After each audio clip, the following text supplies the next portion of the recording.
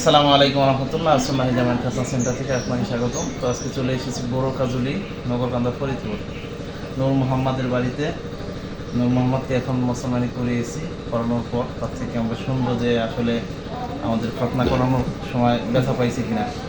মোহাম্মদ, তুমি কি ব্যথা পাইছো? তোমার মুসলমানি হয়ে গেছে? আলহামদুলিল্লাহ। তাহলে কি এখন ব্যথা লাগতেছে? সত্যি বলতেছো তো? একটু ভয় লাগছিল না? তোমার মতো এরকম মুসলমান সবাই করতে পারে না? হ্যাঁ, করতে পারে। তুমি কি মাদ্রাসায় যেয়ে বলবা যে আমি এরকম মুসলমানি করছি, কোনো ব্যথা পাইনি? হ্যাঁ হ্যাঁ, জিজ্ঞেস করলে তো বলবা।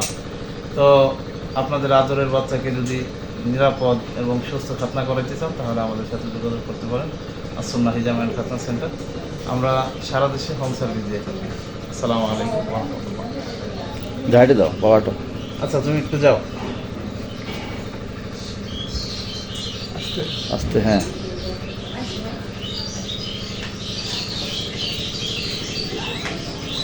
হুম।